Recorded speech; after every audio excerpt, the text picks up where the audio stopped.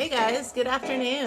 Welcome to Thanks I Ate It. It's the new podcast. It's the second episode of the new podcast. How you guys doing? With me, we've got producer Jeff on my left. How you doing, Jeff?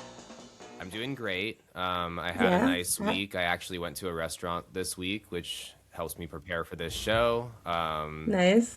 And yeah, it was my girlfriend's birthday this week, so among other Nice. things, we kind of did some touristy stuff in downtown. We went to the library, which is something I am ashamed to say I hadn't done yet since I lived Yeah. here, and the library is like really cool. I love to be Super cool. Yeah. part of a city that has such an impressive library. And then we also ate some good stuff down there, which I'll talk about later. Cool. Did you do the whole tour through the library? We spent quite a bit of time there, so we didn't have like a guided tour or anything, but we were definitely like nosing around in a lot of different sections, and it was really fun. I could spend, quite a bit of time there and have a really good It's like time. a So museum. I always tell people that when I have friends out of town, I always send them to the library and say, go to the top floor, walk down the book spiral, like do every single floor and tour the whole floor of each level because it's all fascinating. Each different level is like a different museum. yeah, I got caught in the map area for a little bit too long. Yeah, yeah, me too. I'm born and raised here. I've never been there. You've never been? With us is James Lim, by the way. We'll introduce him in a minute. Oh You've yeah, never been to the sorry. damn I've library? been there once, but I've never like explored. Like I've never gone very far in. You gotta go. I know. I just And there's a yeah. view of the water, kind of like a peekaboo view. It's amazing. Just go to the top floor. I have an office there because I'm one of the writers in residence for the writers' room there. But if you just go to the top floor, you can just.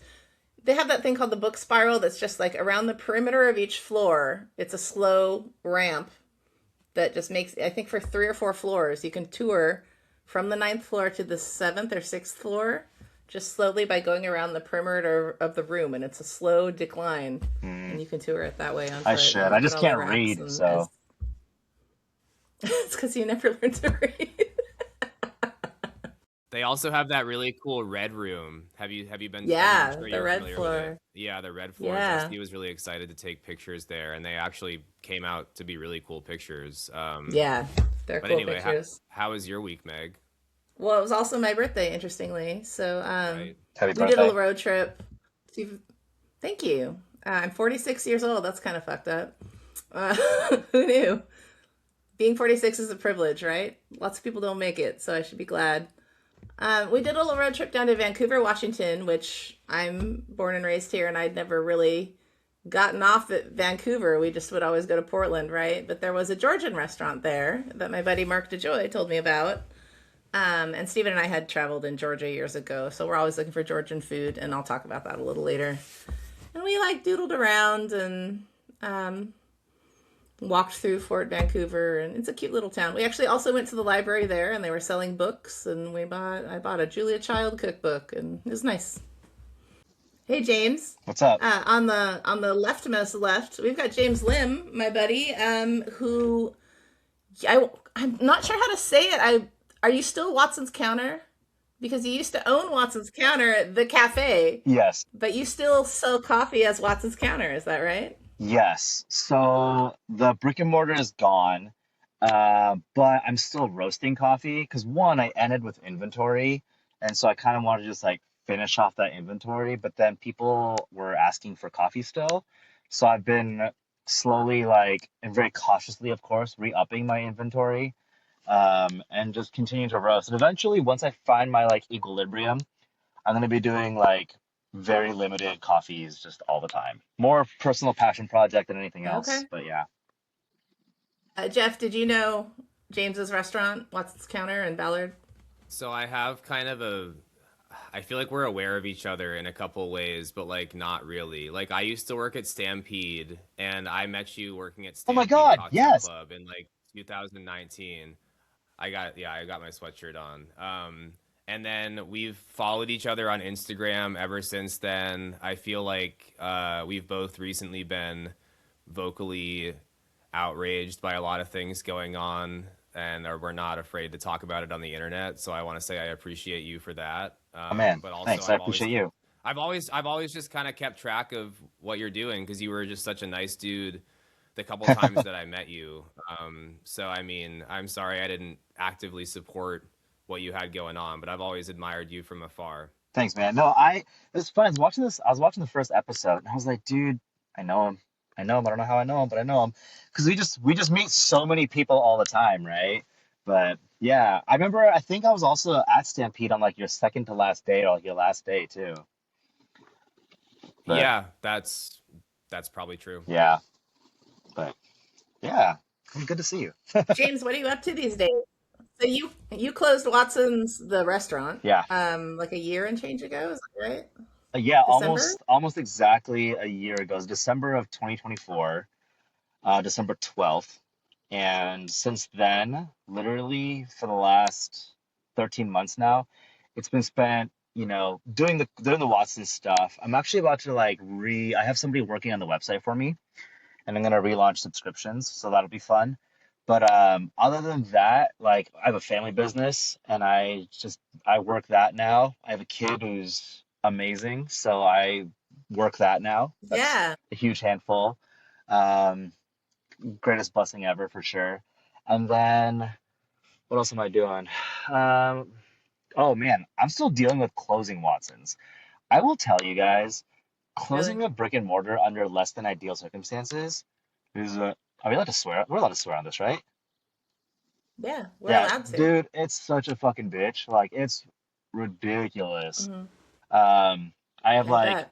now that things are kind of settling down, like I have money that has to regularly go out to pay off debts and like legal whatevers. And then I also am waiting for certain money to come in because I'm in this like small claims thing because I sold some equipment. That guy refuses to pay me, but I need that money to pay off the debts. And it's just like Um, this whole spiral of business ownership or failed business ownership that people don't really talk about. And it's crazy. It's been 13 months and I'm right. still dealing with this. That's dark because it was devastating enough when the restaurant itself closed and you're like, well, I've hit the low, but to hear that it's still carrying on 13 months later, that's just nightmarish. Yeah, but I'll tell you, like, I know people, I get messages every once in a while, like, oh, I miss you, whatever, blah, blah, blah. Not that I don't appreciate it. I'm not trying to blah, blah, blah it, but um, being Yeah. being How home dare you? with my kid is amazing. Like, I think working 10 to 12 hours every single day, barely spending time with my wife, and then like having a kid and not really being able to be there for him is so much less than ideal that now I work a job where I actually make money and I can like watch my kid. He's got no school, he's sick, whatever it may be. Like I'm there. We hang out. We make animal sounds. It's the best. It's the best. Like nothing beats it, for real. And then you're still doing coffee workshops sometimes too, right? Yeah, so it's kind of funny because with all the coffee stuff, because it's like now that I have another full-time job with my family, that is my main source of income. So most of the coffee roasting and selling that I've been doing has been fundraising. We did it for World Central Kitchen. We did it for who's we? It's so weird to say we, me, because I'm the only one now. I did it for the Ukraine Defense Fund, and then we just participated in this Minneapolis one, um, which I'm sure we'll talk about because it's a kind of huge deal in general. But yeah, I mean, most of the coffee roasting and selling I've been doing has been for donations and not and like just raising money for various causes. I do have to stop doing that a little bit, or else I will run out of product without having a way to purchase more product. Um, yeah, Right. which is a cycle I need to make sure I keep alive. But I'm also like jumping into wholesale.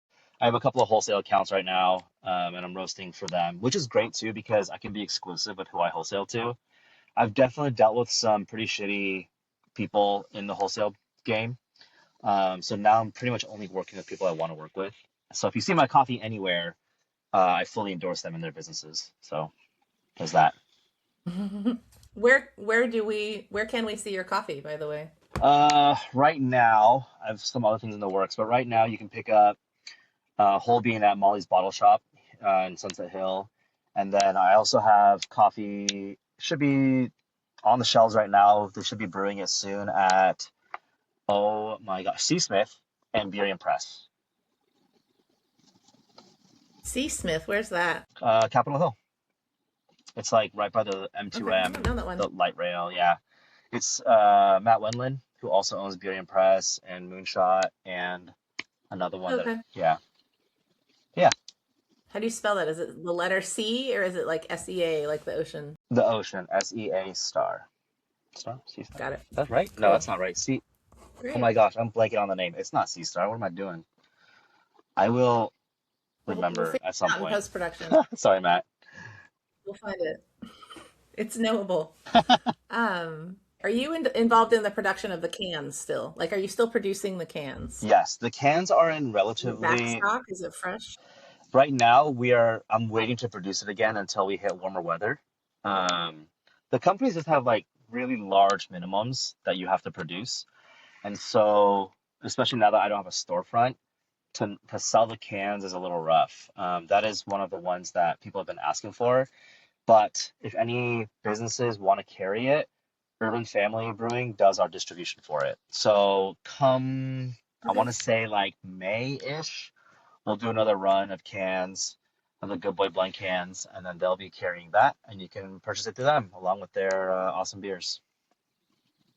I just want to jump in and say it is C. Smith, which I C. think is Smith, what you said originally, but then you changed to C. Star. But yeah, it's C. Smith. thank you. SEA. Got it. This is important. We'll have to tag them. Dude, my brain. There was a debate about how to spell your name. Yeah. Is you don't have to tell us too much about your day job, but are you still working in coffee by day? No, I'm not. I mean, our family owns a gas station. That's like the thrill of it all. Really? Yeah. So Okay. all I do is sit there and just do like literally pricing analytics is like all day. It's just QuickBooks, money in, money out, cigarettes, beer, all that kind of stuff. Really? Yeah, No shit. You guys sell gas too, though? we do. Gas is a large product that we sell, but the gas game is a weird game for sure. Well, I asked that because I live in Fremont and the 7-Eleven that's on 36th Street is just not coming back. Like the 7-Eleven who, they're the ones who have the whole gas situation. They had to dig up the tanks and then there were like environmental problems and then I think that there were like more erosion problems than they thought and I think 7-Eleven's prerogative is just to like leave that big hole in the ground and just call it a wash. So like it just bums me out because I used to love going in there and like obviously it's somebody's family that owns that place. It's the same few guys I've been seeing for the last few years and it just feels like they thought they were going to take a couple month vacation and now their store is just like probably gone. Whoa, that's crazy. Are you saying there's a dearth of gas stations in Fremont? Well, I mean, yeah, now there's the only one is kind of on Third once you get down to like Leary, so there's not really anything in like downtown Fremont anymore. That that's us. Oh, you're the Which one one? on Third and Leary? Yeah, Nice. Well, yeah, Well, I remember this. You told me this. yeah. you're my convenience store now. Hey, You're awesome. my No gas shit. station Are you now. are you in there, James? I am, but I'm You like work in there or I you do. just do analytics? I'm there like every day, but I'm basically in the office, like sitting on my butt the whole time.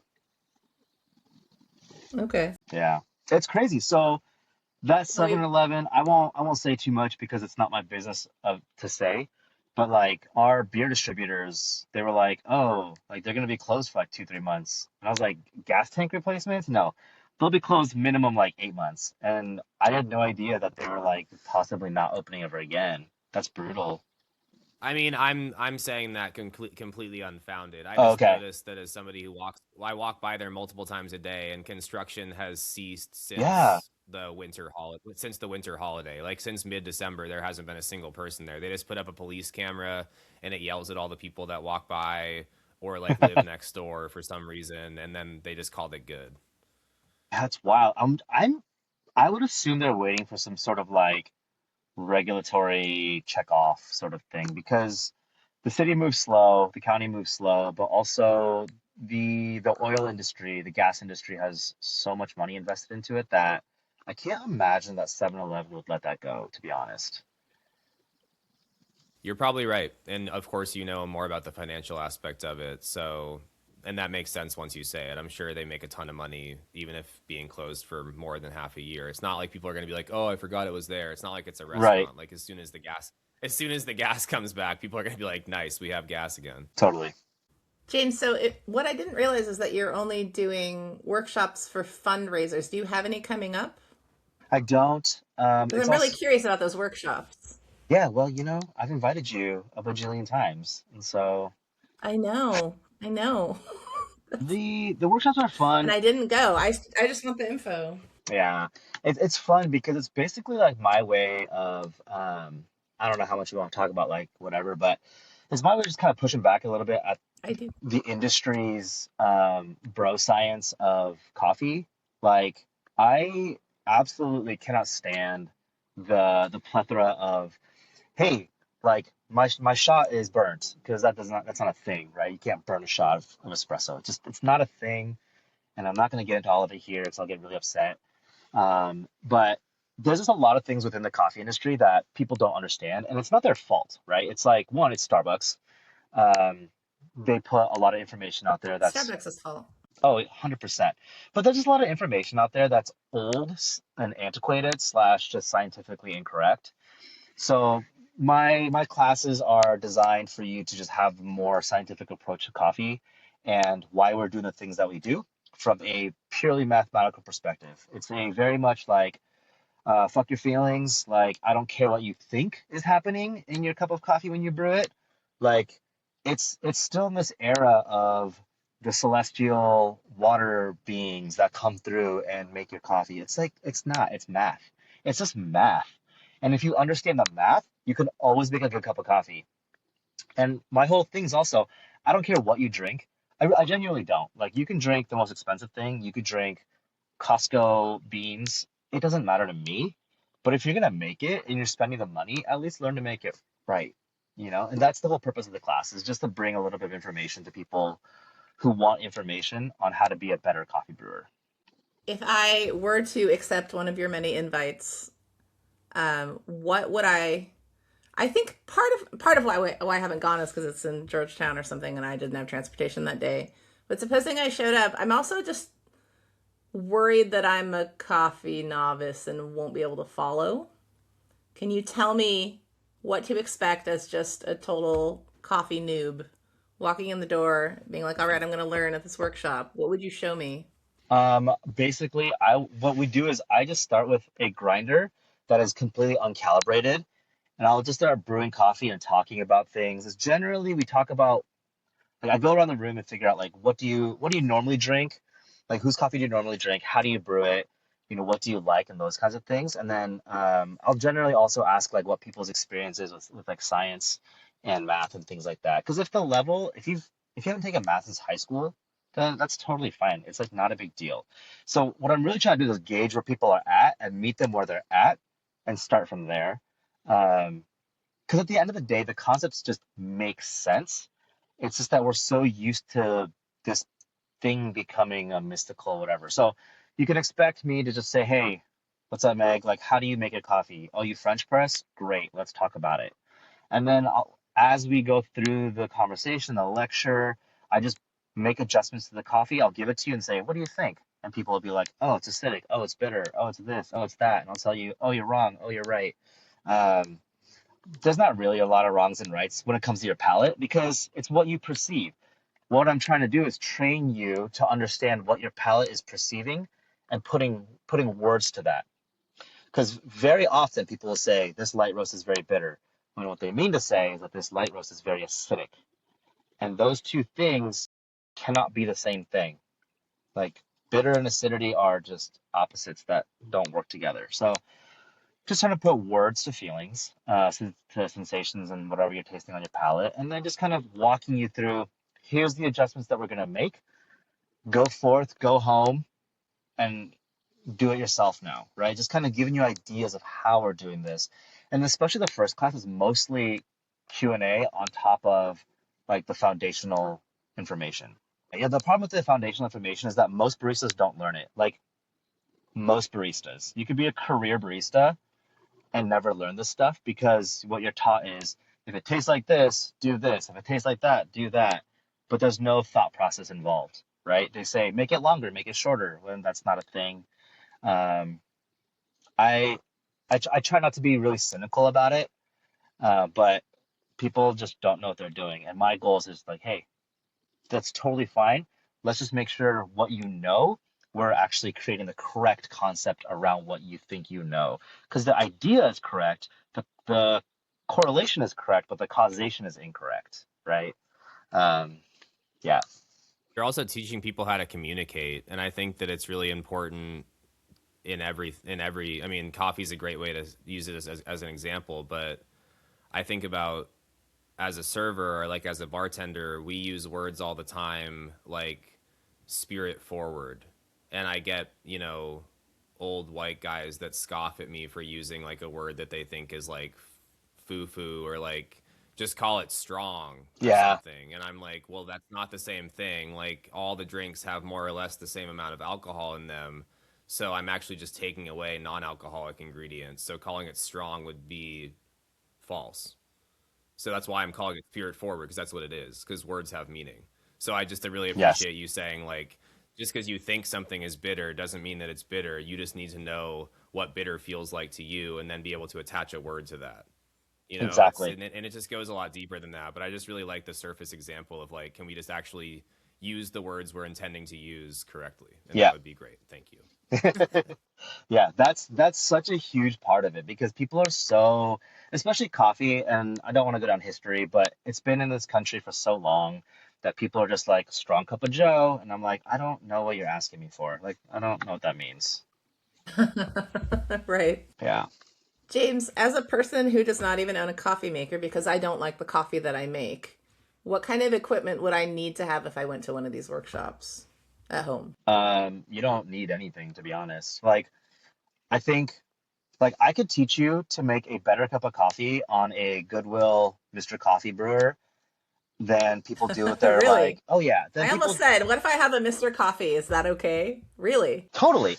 It's people, this industry is so ridiculous with their gadgets and their like specialty, whatever equipment and little fingle fangle, whatever things may be.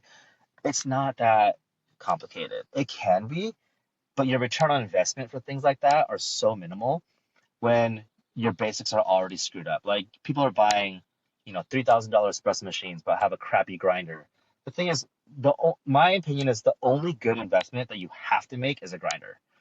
Because at that point, you can't utilize your ingredients properly, right? Um, My partner, Steven, used to make Coffee Princess coffee every day, and then his grinder broke and he stopped. And now he just buys it at the cafe because of the burr grinder because it was too expensive to repair. So that's all I know about those. Like what grinder would you recommend minimum for someone who's taking the class from you? Minimum, I mean, I'll support local, even though it's big corporation now, but Baratza is a locally started company, and they have a grinder that's like $150. I think that is your bare minimum grinder that you should buy. Like hand grinders are just way more work than it's worth. Um, yeah, the $150 Baratza Encore is totally worth it. And then it can go on up from there. Also, if you buy a Baratza, you can buy parts from them and just replace your parts, and it's so great. I think we looked into that and then we got overwhelmed by choice or something like that. But yeah, good point. You can just get replacement parts. Let's talk And later. there's repair places too. There's like Seattle Espresso repairs, right? Yeah, I'm Like not we could just take it to the sure. shop and get it repaired as well. Probably, but for $150, you can get a brand new grinder. Not to be wasteful, but Hmm. yeah. Right. No, you're right. But yeah, I mean Good the point. the reason I say like you can use a Mr. Coffee or whatever is because the class teaches you the variables that you need to be able to manipulate in order to make a good cup of coffee. And sometimes, Right. your Mr. Coffees and things like that lack in certain things, so you can make up for it by making adjustments and things like that. The snootiness of the home brewer is absolutely unbearable. I agree completely. Uh, I find it because I know nothing about it. I don't know. I'm not practiced in that level of snootiness. I imagine going to your class and not knowing what the fuck you're talking about. But it sounds like it's pretty user friendly at all levels. Like you'll tell me what I need to know. I don't need to know it before I go. You don't need to know anything before you come. If I've had people come in and be like, Okay. I've never made a cup of coffee in my life, and I'm like, great, that you're like the best student because you're starting from scratch, and I don't have to convince you that what you know is Right. wrong. And it's like it Okay. really is simple. Good to Like know. it's very demystifying, and people want to make it seem like it's harder than it is, and it's not. It's just, the example. I can put this out there now since this is a podcast. The example I always tell people is that everyone thinks that they can taste, right? So I would say there's two things in Hmm. life. People think they're good tasters, and people think they're good fighters. And it's not until you have to put that to the test that you realize that you're really bad at it. Um, I've seen people get humbled so quickly, so But fast. that's how you learn, right? Yeah. But we eat Yeah. we eat our whole lives, so we think that we know how to taste things, but we don't. Like, I think I have a great coffee palate, but if you tell me, I'll make this admission right now. If somebody says like it's very hoppy beer, I'm like, totally, but I have no idea what they mean because I am not a beer guy. Like, They mean it's not a bitter. skill I They have. mean bitter. I Yeah. still don't, maybe, Okay. but that's not a skill I've practiced. How do you make coffee at home, James? Well, I do two things. I have an automatic brewer, which is the best investment I've ever made. And then I have pour overs that I do for more higher end coffees. Do you do your own beans or do you buy them? Do you buy someone else's? Do you have favorites? Um, I sometimes buy other ones. It's just hard to beat free, you know what I mean? I Yeah, also no only kidding. buy coffee that I like to roast. I only buy coffees that I want to drink, so that's a huge benefit there. I just picked up some coffee from Black Fern over in like Nashville area. There, it's a good buddy of mine we used to work together in coffee, and they have this amazing Yemenese coffee that they did a very limited run of, so you can't get it anymore. But it's incredible. Um, yeah, right now that's kind of, excuse me, that's all I'm drinking, on top of like my Good Boy blend and my other coffees I have. How many different coffees do you make in the canned version? Just the one. We were doing multiple, Just the but good. it's just the production minimums and all that sort of stuff make it absolutely untenable. On top of the fact that you have to get UPCs for it. So Okay. Just one. yeah. Got it. Really quickly, I know this, but just for everyone else to find out, like, can you talk a little bit about what made you want to start brewing coffee in the first place? I know you have a coffee background.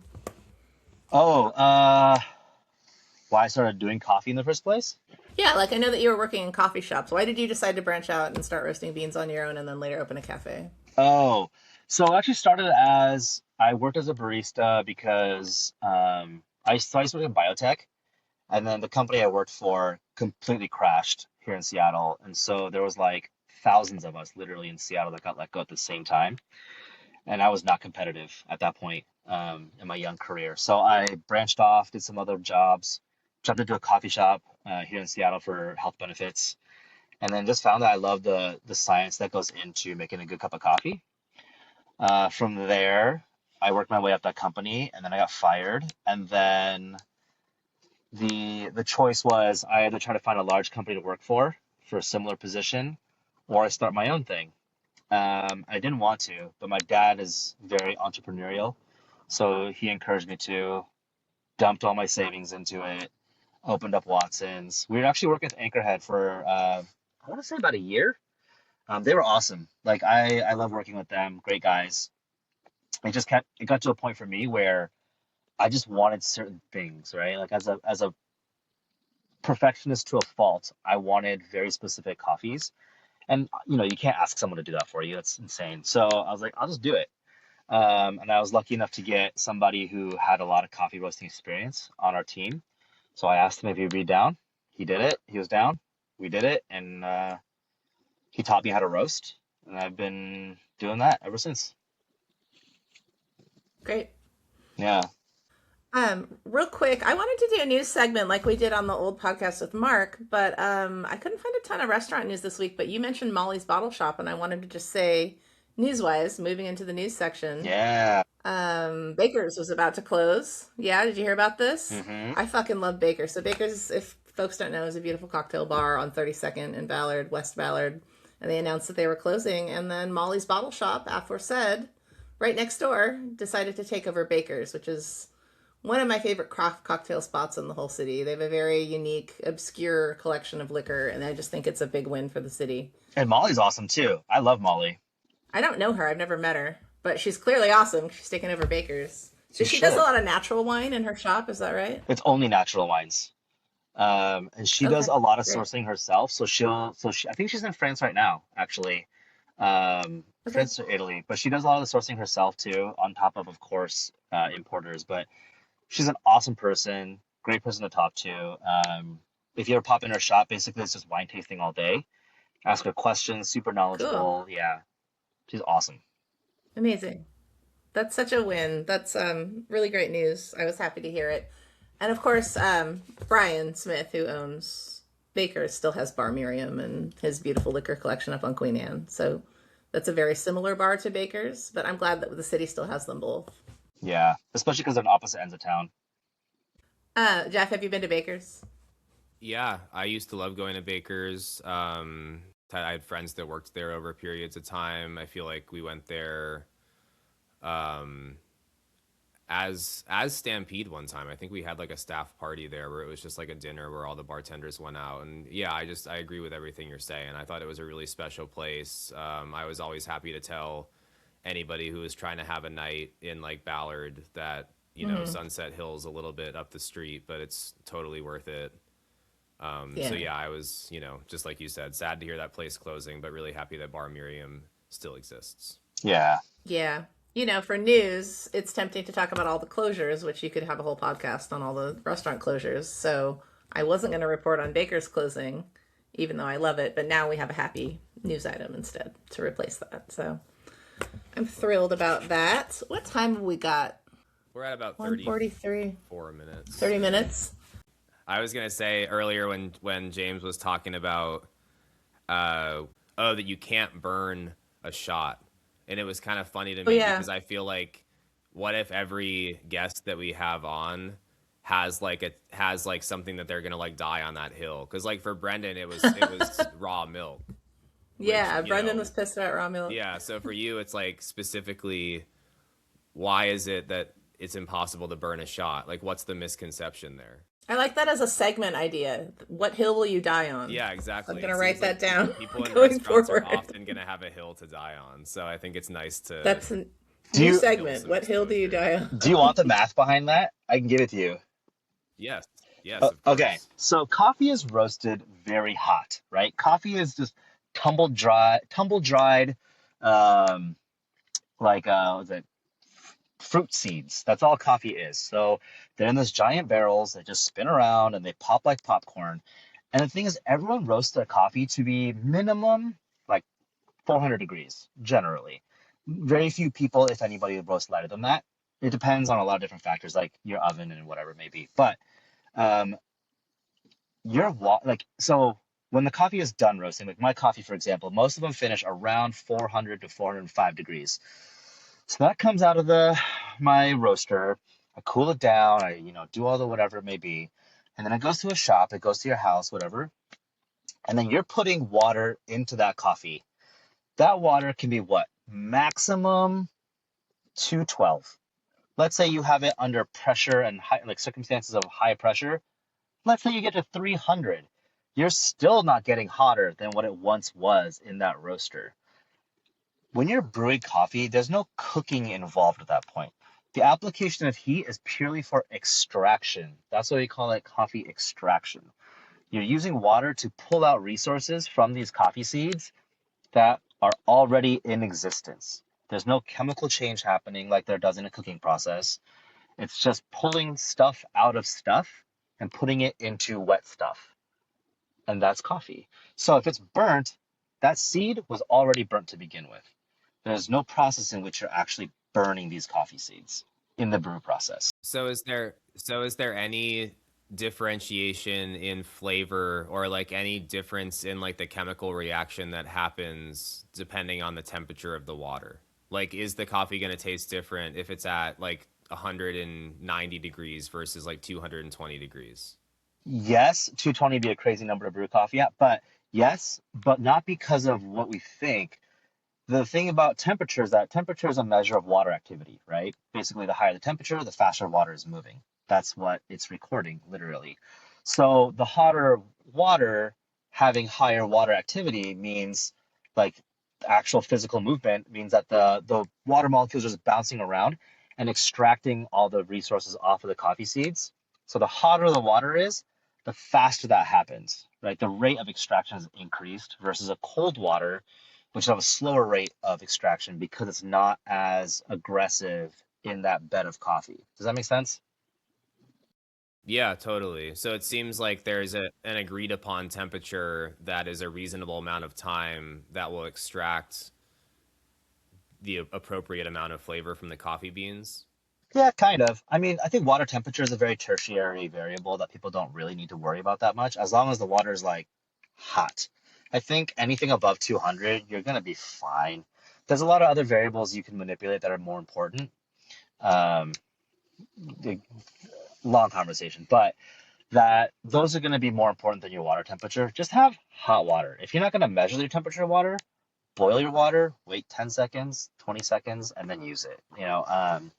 The reason why things taste burnt is because we're letting things extract too much. The level of extraction is where you start getting differentiation in flavors of the same coffees. So what you're saying, because you even mentioned that if you're gonna boil water, you should let it sit on the stove for 10 seconds or something. Yeah. Like you're lowering the temperature for 10 seconds. So why would you even do that? Like why can't you just take it right off the burner boiling and put it right over the beans that you've ground? Because you're saying that'll extract too much flavor, and the 10 seconds you're taking to get the temperature down just that little bit is enough to noticeably change the intensity of the flavor. No, it's more of a practical reason. One, then your water isn't boiling anymore, so your likelihood of having steam burn you or just splash on you and get be really, really hot is a little bit less.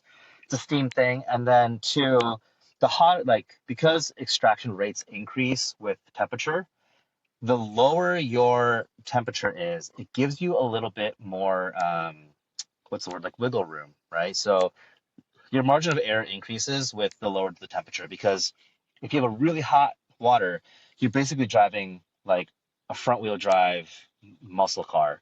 It's easy to lose control. It's hard to get to the exact targets that you want. But if it's not hot enough, then there's just not enough power to get everything that we want out of the coffee. One more follow-up question. I'm Yeah. sorry, but I No. actually am really interested in this. So, using your metaphor of having a muscle car, the consequence of a car being hard to control is that you might crash and something negative might happen. But I guess what I'm hearing from what you were saying earlier is that there isn't really any consequence to having the water be too hot, other than the fact that you might burn yourself on the steam, or you might serve it to somebody and it might be too hot for them to drink or something Um, like that. yeah, I mean, I don't think about serving other people anymore, but the the the consequence, the coffee consequence would be that you're not getting your ideal extraction. There is an ideal level of extraction that you want, um, and if you are driving a muscle car, it's hard to stop on a dime and get to that point. So I'm a big meat eater, and so meat is a big metaphor for me. So to get like a perfectly medium rare steak, you are using certain temperature of heat, but if your grill is too hot to get the outside charred just right and the inside to be nice and medium rare, it's harder to hit. But if it's too cold, like you'll burn the outside before the inside has any chance for any sort of like Maillard, whatever, right? For if your heat's too low, then your meat won't be medium rare and the outside won't have that nice crust either. So it's kind of like finding that right temperature for the right amount of time to get the right balance of deliciously medium rare. I have a question. As a person who's never worked as a barista and never pulled a shot, this may be obvious to you, but why do people think they've burnt the shot then? Are you saying it's only because of burnt beans? One, because they're dumb. Like, what makes Two, people think they burned a shot Well, I think they're specifically? misinterpreting burnt for there being an unideal or like a too intense extraction of flavor, right? Like there is a Okay. difference happening when the water is quote unquote too hot, but it's not burnt. It's just that it's a flavor that's undesirable because it was It's brewed with just water that's too hot. dense. Okay. It's like overbrewed tea. it's Okay. not. It's not. So this goes back to the idea of the water temperature is a variable that you really shouldn't worry about too much. The reason it tastes burnt is because it's an over extracted coffee of a coffee that's already charred to whatever degree. It's probably a dark roast.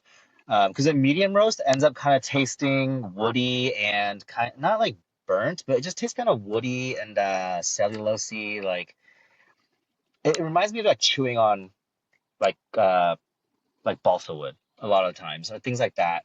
Um, it just tastes very not good, cardboardy. Um, Cardboard's a different flavor thing in coffee, but it just doesn't taste great. It loses a lot of the sweetness, it loses a lot of the acidity. But typically this is due to like the improper grind size of like it's too fine. The water temperature is going to have less of an impact on this. What I tell people in the beginning is just set your water temperature to 205 because that's what everybody in the world just uses as like a standard, and it's one less thing you think about because the changing it to 210, 215, or 212, whatever it may be, is relatively inconsequential compared to having the proper grind size, having the proper ratios, and things like that. That's interesting to me because that's the main reason why I don't make my own coffee at home. It always tastes burnt to me. It always tastes too sharp and too acidic. So I'm curious about that. Well, that's a polar I'm opposite, I currently think. drinking the worst coffee in the world. Oh my I'm drinking God. this because it doesn't have a burnt flavor to it. I would much rather make my own beautiful coffee, but I don't. I mess it up every time. So clearly, Uh, I need to take your class. yeah, your coffee should also never taste burnt and acidic. Those are two, that has an inverse relationship. You're breaking my heart right now. Maybe I'm just describing. Yeah, that's why I brought this over here to show it to you, to upset you, for conflict, for the plot. It's working. I'm not saying it's good. I'm saying, well, there is actually Bluebeard coffee in my neighborhood. There is good coffee in my neighborhood. I didn't have Yeah, time to go over there. But in general, Bluebeard's like, great. the stuff that I make, I don't like. Yeah, they're great. I could have gone over there, but I didn't. I'm going to go after this, after I stop drinking grocery outlet coffee. We want to go into what we ate. Yeah, I think it's time. Yeah. Let's talk about what we ate this week. Jeff, do you want to start? Sure, I got a couple, or yeah, I got a couple. And they both are related to the birthday celebrations that I mentioned earlier. While we were out at the library, we walked back down to towards the market and went to De Laurenti, and just had a classic grinder, an Italian grinder, but I just love that place. You know, it's such a nice place to sit upstairs and like just kind of looking through all the wines they have, and then downstairs going through all the different like tinned fish and brine stuff and like imported products. But just a beautiful sandwich, you know, really, really Yeah. thinly sliced meat. The aioli probably had like some Calabrian chili in it that was like really perfect. The baguette was like really soft, but also had the nice like crunchy edges, and just texturally, it was a really incredible sandwich as well. So yeah, love De Laurenti always. And then Great. when for dinner we went to Tomo in West Seattle, down in White Ooh. Center. Oh, yeah. Great. I had never been before, but I was very excited. Something I knew I was going to get before I even walked in was the chawamushi, which is like a savory custard, usually with like mushrooms. Theirs was incredible. I've had it at Kemanegi before, and I guess the main difference is that the Kemanegi version, the custard more or less is the entirety of the dish. Like I think there are things that are in the custard, like the mushrooms and everything else. But this one at Tomo was kind of a more brothy situation. Like there was a custard that I think must have been like hardened in a water bath, like while it was actually like in the bowl that they were going to serve it in, and then it was almost like they poured all the broth on top of that or something. But I just really enjoyed the way it ate. The broth itself, it was I have a couple ingredients here: Yeah. brown rice vinegar and sweet corn. It just had a really deep and like incredible sweetness, but also like an earthiness to it. So yeah, I would say that that's probably one of my favorite dishes that I've had in a very long time, honestly. And those are my Nice. two. Great. Did you get the dessert there? No, The big I ice. did. What is it called? I The did big icy notice that. thing. Yeah, they had one dessert. I don't know. I guess I'm not super adventurous with dessert. It's more of like I just want the dessert that I want, and I think we ended up going to get like Sure. cheesecake at at the grocery store afterwards. And Hell yeah. They do. So I went there when they first opened, maybe 3 years ago, and they had the kakigori ice Japanese. I guess it's sort of like shaved ice. The one I yeah. had apple syrup on it, and I think sweetened condensed milk. Blew my mind. So that's what I Okay, it was remember from sweetened Tomo. condensed milk. I guess I didn't catch the condensed milk part. That probably would have been more enticing to me. I think they're different every time. Like I think there was a Sure. hazelnut one. They change it up, but that kakigori really stayed with me. You can get it Yeah. at the bar too. I noticed I, if you I don't want to do the pre-fiche. I really enjoyed the atmosphere in there as well. Yeah, Very minimalist. The wood is really nice. Just like beautiful restaurant. a very simple dining experience, which I think allows you to focus on the food, which is exactly what everybody was there to do, which I loved. Cool. James, have you been to Tomo? I haven't. I have not. Yeah. Being a Well, restaurant what the fuck owner, is wrong with you? yeah, I'll explain. Yeah. One, everything. Two, being a restaurant and cafe owner and stuff like that, like during that period of my life, it was hard to go anywhere because like I'm now spending For sure. 2.5 hours eating when I should be working, and that was like the most toxic thing. Totally. Yeah, I want And you to. have a brand new baby too. I mean, he's not brand new, but you have a baby for God's sake. Like, Yeah, yeah. yeah, You want to talk about what you ate this week, if anything? yeah. So Did you even eat? I did. I had plenty of meals. The thing for us is that with baby, our options become very limited. But Mm-hmm. you know, he especially because he's in a phase where he just wants to be running nonstop. So we went to Yeah. we got a hot tip that Finney Station has like a good burger. So we decided to go and had a okay beer and we once we got there though the burger wasn't on the menu. I guess they have like two food stalls and it seems like only one is open at a time. I'm not really sure. Yeah, I have no idea. But so we went to the one like the Mexican one that had tacos and burritos and things like that. So we had what do we have? The guy I asked him because they have like Korean like a Korean influenced menu. And so I asked the guy at the window, I was like, hey, where does this Korean influence come from? And he's like, well, I actually worked under under the Korean chef and blah blah blah. And I was like, cool.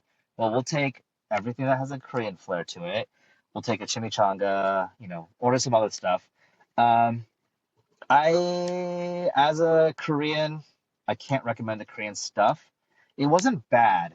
It's just not what I would want in a Korean taco. Um, especially especially because the Korean taco trend has been around since like 2011 with the Kogi truck down in LA.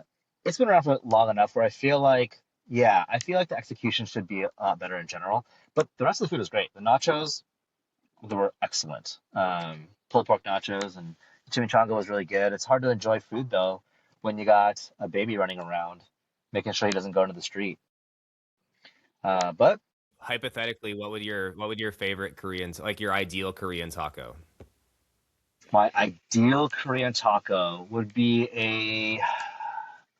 it'd probably be like a marinated pork belly. Um, this is gonna be really uh conceited, but for fun, we made Korean burritos at the restaurant, and honestly, is like one of the best things probably ever made.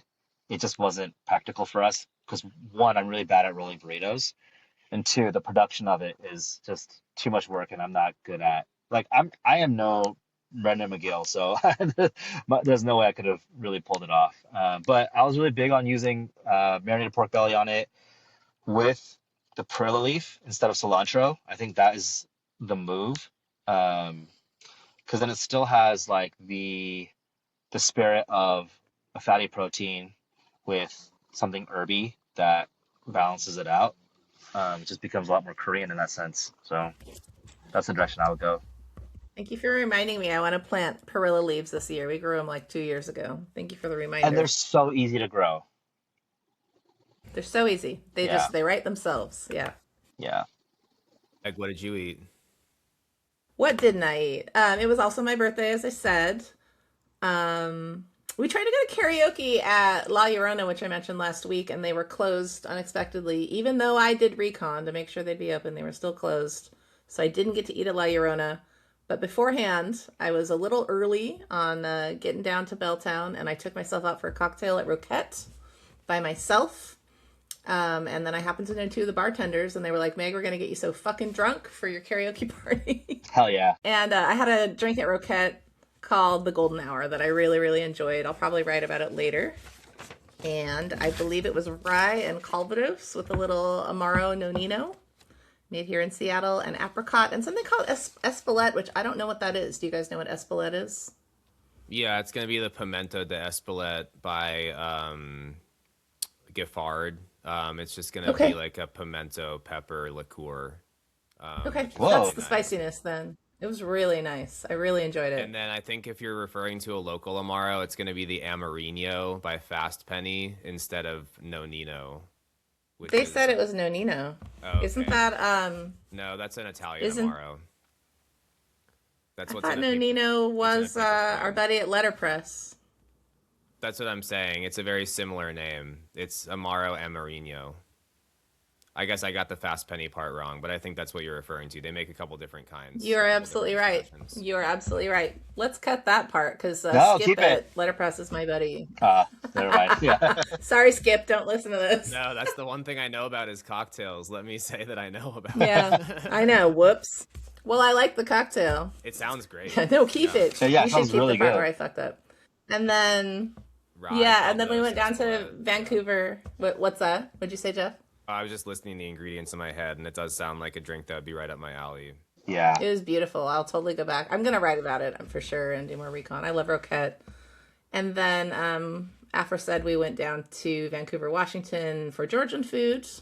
Georgian food is elusive. We do have skalka up here, but they only do the hachapuri, which some people call the cheese boat, which is that savory pastry with bread, and then they put sort of like a stretchy cheese and an egg yolk and butter, and they bake it. So they have it at Skalka, but that's the only Georgian dish that they have here. So we drove down to Vancouver, and they had a dish called the satsivi, which is chicken cooked in like a walnut sauce, sort of like peanut sauce, similar, but it was walnut sauce with like a chicken broth and some paprika and some blue fenugreek. It was really good. We got the khinkali, which are soup dumplings. They're like giant soup dumplings with like a pork beef meatball inside. They're very garlicky and herby. We got some amber wine. It was really beautiful. Definitely worth the 2-hour drive down there. And then we came home, made butter mochi from the King's Hawaiian mix Ooh. for my birthday. That was my birthday cake, was butter mochi. And we made like a blueberry sauce. And it That was sounds nice. so good. It was great. We went to Cost Plus World Market and got the King's Hawaiian butter mochi. And on the package it says, if you want, for extra richness, double the butter. And we're like, we're doing it.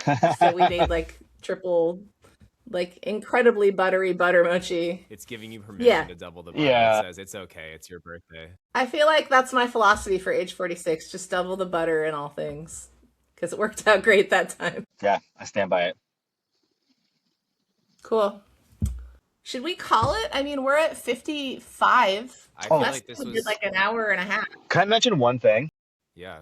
Yeah. I have to Yeah, say, come back in. I was listening to the first episode, and I don't care if you include this or not, but it was very vindicating for me because I will say the last year, I felt definitely like a failure, right, for closing a business. Granted, everybody, like tons of businesses have been closing, but when Brendan talked about how a full service restaurant is just like untenable now, I felt very vindicated by that because my entire business model was to be full service, smooth service in a brunch restaurant that you wouldn't really find in other places. It's to be a top-notch brunch without a hiccup in service. That was like the goal, right? While being incredibly casual, incredibly casual. But that was always the goal, and I could not make the numbers work. And to hear someone like of his caliber say that it's not working, honestly took a huge weight off my shoulders. So, Really? I'm glad to hear that. I mad remember you respect. writing to me, 2 years ago and saying, can you tell, are you able to tell if a restaurant is about to close? And I think about that all the time. Oh Because yeah, it wasn't something that I had thought of, but of course you were worried that you might close, Yeah. right? It was on your mind for a long time before you did it. I'm glad that you got some relief out of Brendan saying that because it's God knows it's rough all over to run a full service Yeah. restaurant. I actually had as one of my topics for today, if we wanted to, was like, what are some indicators to you that a restaurant's going to close? Like, what's a red flag where you're like, they're not going to make it? We don't have to talk about that because, we're definitely good on time, but it was something I thought about. We can talk about it for a minute. I don't sit around looking for it. No, yeah, absolutely. Yeah, I mean, I think that somebody in my position would know a lot sooner than anybody in Meg's position. Like Right, an as a internal restaurant internal worker, person. I already know like what the potential floor and ceiling of a place is, and like what the Right. reasons are that it might not work, or like the things they're going to have to get over if they want it to work. Like it's pretty clear to any restaurant worker with experience, like the things that have to happen and the things that don't. That being said, I wanted to add that one other thing that Brennan discussed with us and that I agree with is that like there's a lot of stuff that's out of your control. First of all, like I'm sure that, your restaurant closed partly because COVID happened. Like regardless of what your concept was, what your numbers were before, how new it was, how old it was, like every restaurant got burned by COVID. And also, it's just really difficult to do business in the city. I mean, as someone in the position of like leadership in the union, it's like, yeah, I don't think that they're lying to us when they're saying that it's like hard to make money as a restaurant owner in Seattle. Like, I'm sure that's very true. I'm sure they wish they were making more money. Like that's not my problem, really. It's more about like how you take the onus off of yourself and put it onto the employees to sacrifice the money they're making. But the point still stands. Like I agree with everybody who's telling you that it's not a way to get rich, especially doing it in Seattle. You kind of have to be a Ethan Stoll or a Renee Erickson and do it so many times so that like those smaller margins turn into bigger margins. So all of a sudden you can just like sit around and not be in the kitchen. So yeah, it's a totally different vibe. And I just wanted to say like you should feel vindicated because I feel like just having the passion you have and one other thing he also said, I feel like, I kind of took some stuff he said to heart as well, was just that like not everything you do is going to succeed. Like he kind of talked about being like a risk taker. And like that's definitely not the first time I've heard that among people who are business people. Like all the restaurants I've worked at, the majority have been like people that are opening their first or second restaurant. And like the one thing that they all have in common is that they're all extreme risk takers. And, you're just going to get burned sometimes when you take risks. So I think that the ones that make it work end up they hit more than they miss. And I think they just try not to worry about the times that they miss and they are grateful for the times they hit. Watson's was such a beautiful, clever concept. The dishes were so unique and delicious. It's not fair that it didn't work. And it is, I'm sure, 90% not your fault. It's just the climate of the city and Ballard, and your lease was weird and you weren't allowed to sell booze. And, no one can fault the concept of the business, which was brilliant. I miss your dishes all the time. So I just want to put that Thanks. out there. Like, I appreciate that. I'm glad Yeah. you did it. Yeah, I'm me glad you too. did it. I think what I know Jeff's it's saying hard. too is like, Sorry you spent your whole savings on it, but yeah, it's funny because, the same thing that Brendan said that you mentioned, Jeff, is like at this point in my life, like I don't want to take those risks anymore. It's kind of where I'm at, like the question I get all the time, every time someone buys a box of coffee, they're like, "So when are you opening something?" And I'm like, "The day the circumstances are perfect, then I will open something." But it's got to be like I'm not putting my kids' college tuition at risk for a passion project at this point. Like I did it. I did it. I loved it. It was everything I wanted it to be until it wasn't. I'm really proud of like everyone who worked for me. The culture that I created at the shop, like providing health benefits. Every employee got PTO, like everything like that. No regrets. No regrets. And you it is what it helped. is. You helped the city by making it exist. Yeah, maybe. I'm glad you did it. You also didn't have a baby when you opened it, so Totally. I like was also things single, change, and which, that's okay. gives you way more time in your life. Yeah, Yeah. right. No kidding. Are you doing any workshops coming up or Nothing scheduled. adding canned coffee to anywhere? The canned coffee will Nothing be scheduled. available starting around sometime in May. Nothing scheduled for the coffee classes, unless somebody manifests it. I have a private group that is scheduling something with me right now. I have another group of people who are asking to do a private class, but we'll see if anything comes of it. Oh, that's a cool idea. You could do a private class for your birthday party or something. Like you could get a group together who Yeah, these people doesn't are like making and drinking their own coffee, they're for they're example. asking they're asking because they have an espresso machine at home and they have like people who want to learn on an espresso Hmm. machine. So it's like if I do it at your house, I'll do it. And they're like, okay. So okay. What does that cost? Suppose I had a group of 5 people and we all wanted to learn coffee from James. How much would that cost us? Um, it'd probably be like 400, 500, Ish. 500 for five. Oh, that's Yeah, nothing. That ain't nothing. for a couple hours. Cool. I'm glad to know about that. Yeah, Yeah. James, this was a pleasure. I'm happy to see your face. yeah. If you ever want to come on, I'm trying to do sort of like recurring guest co host type things where we have 5 or 6 people who just kind of show up every once in a while. If you have something you want to talk about or rant about or report on, I'd love to see you again. Yeah, I'm here. I will say one announcement is Gloom Coffee is opening up in place of Elm. They bought out the old Elm location from them, Oh, and okay. the guys who are running Gloom are great people. They're very knowledgeable, very talented. I'm excited for them to open up, and people should check it out because I also recommend very few places ever. So Okay. I haven't tried it yet, but I That's right. I You're would a be blown snob. away. I'd be blown away if it was bad. Good to see you, James. Thank you, Yeah. Jeff. Next week, I've got my former co host, Mark DeJoy, who didn't have time to do a full time podcast with me, but he's going to pop in here and there, and I'm sure we'll have lots to talk shit about. And we'll see you next week. Thanks, guys.